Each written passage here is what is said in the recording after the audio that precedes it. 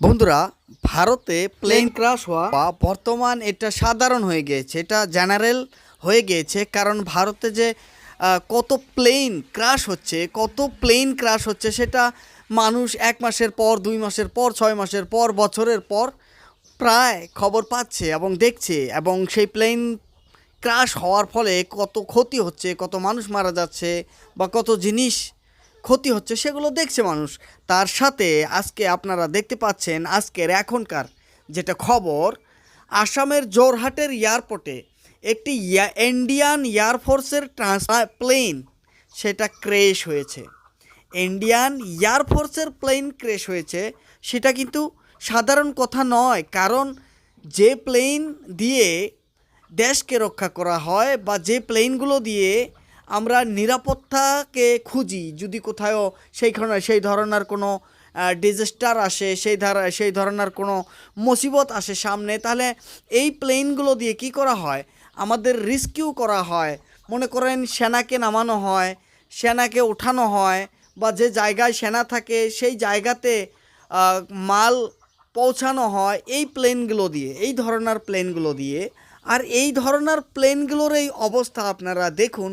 আজকে যেটা খবর ইতিমধ্যে আছে যে আসামের জোরহাটের যে এয়ারপোর্ট আছে বা এয়ারফোর্সের এয়ারপোর্ট, সেই এয়ারপোর্টে একটি প্লেন আজকে ক্র্যাশ হয়। আর সেই প্লেনটি হলো AN-32, যার নাম AN-32 বা কার্গো প্লেন বলেও কোয়া হয় সেটাকে।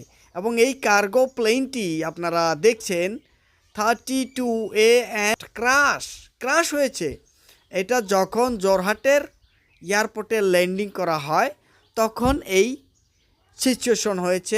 এখন পর্যন্ত মানুষের কি হয়েছে বা সেইখানে মানুষ ছিল না মাল ছিল সেটা এখনও নিশ্চিত আসেনি। তবে কিছুক্ষণ পরে কিন্তু আসবে যে আসলে সেই প্লেনে কত ক্ষতি হয়েছে, মানুষের কত ক্ষতি হয়েছে, বা সেই প্লেনে কতজন ছিল, বা সেইখানে মাল আনা হয়েছিল নাকি, এখনও সেই ডিটেলসগুলো পাওয়া যায়নি। তবে ডিটেলসগুলো বাহির করার জন্য একটা ইনভেস্টিগেশন দল সেখানে ফর্ম করেছে। আর সেই দলে এখন পর্যন্ত কাজ করে আছে, বা হয়তো কিছুক্ষণ পরে সেটার বিষয়ে জানা যাবে। তবে এখানে একটা প্রশ্ন, যে প্লেনটা, যে এয়ারফোর্সের প্লেন যদি এইভাবে ক্র্যাশ হয়, তাহলে ডোমেস্টিক যেগুলো প্লেন আছে বা অন্য যে প্লেনগুলো আছে সেগুলো কি সিস্টেমেটিক আছে, সেগুলো কি নিরাপদ মুক্ত আছে বা নিরাপদময় আছে? কারণ আমাদের ফোর্সের বা এয়ারফোর্সের বা ডিফেন্সের যদি এই ধরনের বাহন বা এই ধরনের প্লেন ক্র্যাশ হয়, তাহলে মানুষ কিন্তু মানুষ বুঝতেছে যে কি হয়েছিল হায়দ্রাবাদের যে প্লেন ক্র্যাশ, এবং আরও অন্য অন্য যে প্লেন ক্র্যাশগুলো হয়েছে ভারতে, সবগুলো দেখেছে। আমি এই প্লেনটার কথা বলছি যেটা জোরহাটে ধ্বংস হয়েছে, বা জোরহাটের বিমান বাহিনীর অঞ্চলে যে বিমানটি এখন পর্যন্ত পুড়ছে বা পুড়ে আছে। তো ভারতীয় বিমান বাহিনীর এই ধরনের 100টি বিমান রয়েছে। ভারতীয় বিমান বাহিনীর এই ধরনের 100টি বিমান রয়েছে। আর এই 100টি বিমানের ভিতরে এগুলো উন্নত বিমান। আর এই উন্নত বিমানগুলোই এমনভাবে ডিজাইন করা হয়েছে যেগুলোতে উন্নতভাবে কিছু হয়তো প্রোটেকশনও আছে, কিন্তু সেগুলোর পরেও দেখা যাচ্ছে এই উন্নতভাবে ডিজাইন করা প্লেনটি ক্র্যাশ হলো। কেন হলো সেটা কিন্তু প্রশ্ন।